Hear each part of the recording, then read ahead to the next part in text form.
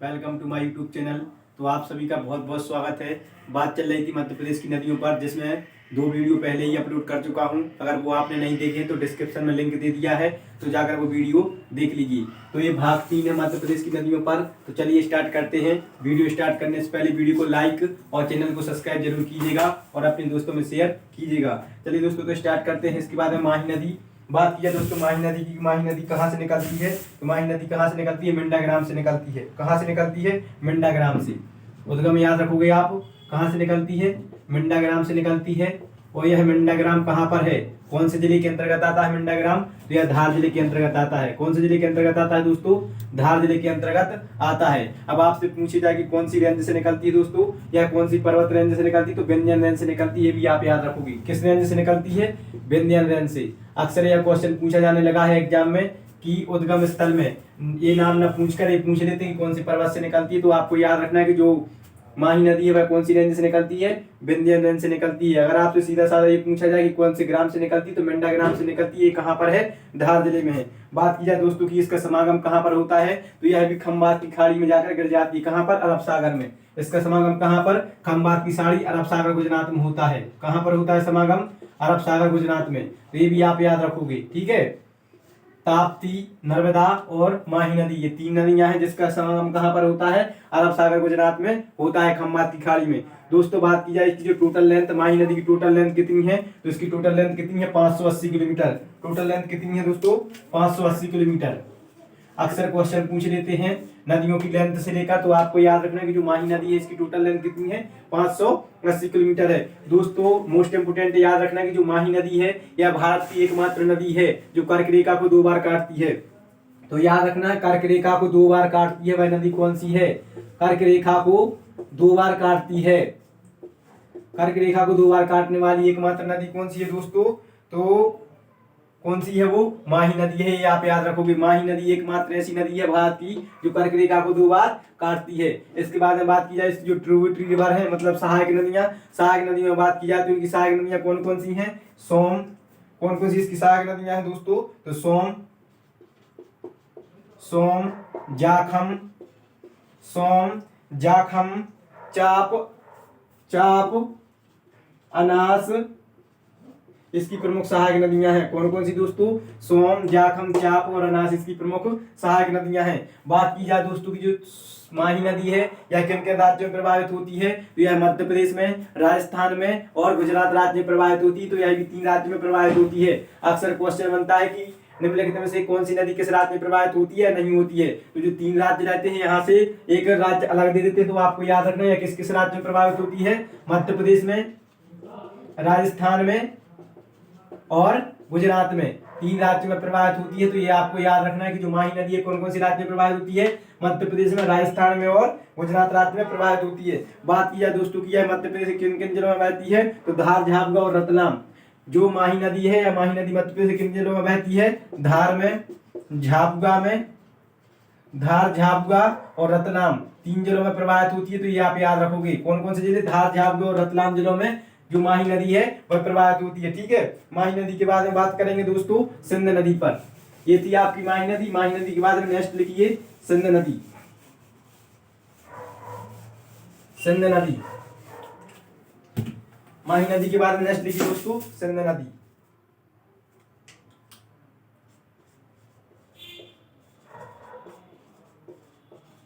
सिंध नदी, फिर वही बात करेंगे कि दोस्तों जो सिंध नदी है कहाँ से निकलती है? तो यह कहाँ से निकलती है? सिरोंज से निकलती है। सिरोंज कहाँ पर है? तो विदिशा जिले में है, ठीक है। कहाँ से निकलती है? सिरोंज से। जो सिंध नदी का उद्गम है वो कहाँ से होता है? सिरोंज से होता है, ठीक है। और यह सिरोंज कहाँ पर है? विदिशा जिले में है। तो ये याद रखोगे आप कि जो सिंध नदी है वह कहाँ से निकलती है? सिरोंज, विदिशा से निकलती है। इसके बाद में बात की जाए कि मैं हमेशा से कहता हूँ कि कौन सी पर्वतमाला से, तो यह विंध्य रेंज से निकलती है। ये इंपोर्टेंट रहेगा क्योंकि आजकल एग्जाम में यही पूछने लगे हैं। ये ना पूछ के यही पूछते ही कौन सी पहाड़ी से निकलती है। तो आपको याद रखना है कि जो सिंध नदी है कहाँ से निकलती है? विंध्य रेंज से निकलती है। और दोस्तों बात की जाए कि जो सिंध नदी इसका समागम कहाँ हो जाता है? तो यह यमुना नदी में जाके मिल जाती है। कहाँ पर? यमुना नदी में जाके मिल जाती। कहाँ पर? इटावा, उत्तर प्रदेश में। इटावा यूपी में, इटावा उत्तर प्रदेश में यह यमुना नदी में जाकर मिल जाती है। कौन दोस्तों? सिंध नदी। बात की जाए दोस्तों कि इसकी टोटल लेंथ, तो इसकी टोटल लेंथ कितनी है? 400 किलोमीटर। कितनी है दोस्तों? 470 किलोमीटर। दोस्तों यह 99% मध्य प्रदेश में प्रवाहित होती है। यह यमुना नदी में मिलने से पहले मतलब 461 किलोमीटर मध्य प्रदेश में बहती है। सिर्फ 9 किलोमीटर ही उत्तर प्रदेश में प्रवाहित होती है। जब यह यमुना नदी में मिलने लगती है तब यह सिर्फ 9 किलोमीटर का फासला ही रहता है। तो मतलब आपसे पूछा जाए कि टोटल लेंथ कितनी है सिंध नदी की, तो 470 किलोमीटर। और अगर आपसे पूछा जाए कि सिंध नदी की मध्य प्रदेश में लंबाई कितनी है, तो 461 किलोमीटर है। कितनी है दोस्तों? 461 किलोमीटर है। जो इसकी सहायक नदियों में बात की जाए दोस्तों, तो इसकी सहायक नदियां पार्वती, कुमारी, पहुज। कौन कौन सी इसकी सहायक नदियां? पार्वती,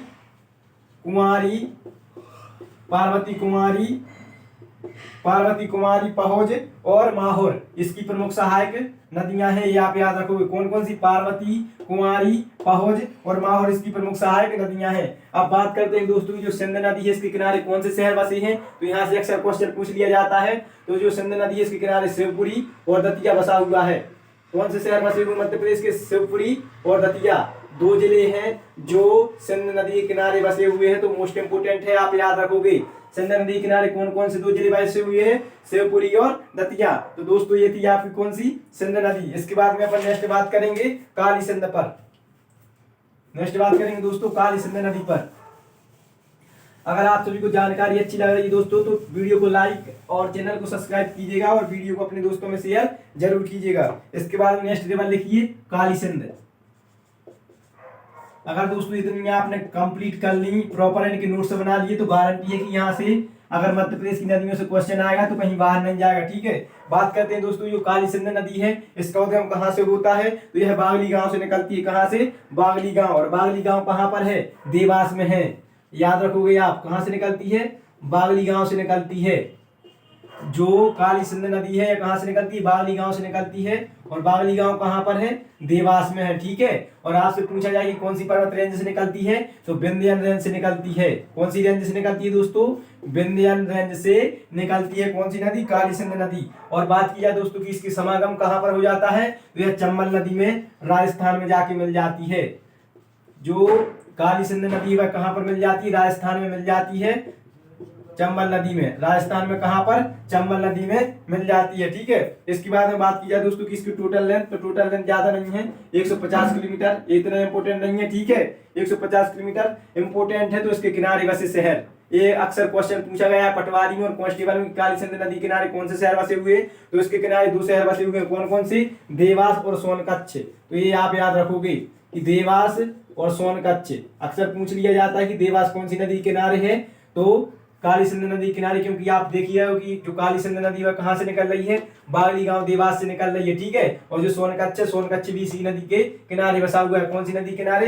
काली सिंध नदी के किनारे बसा हुआ है। इसके बाद में नेक्स्ट बात करेंगे दोस्तों पार्वती नदी पर। नेक्स्ट बात करेंगे कौन सी नदी पर? पार्वती नदी पर।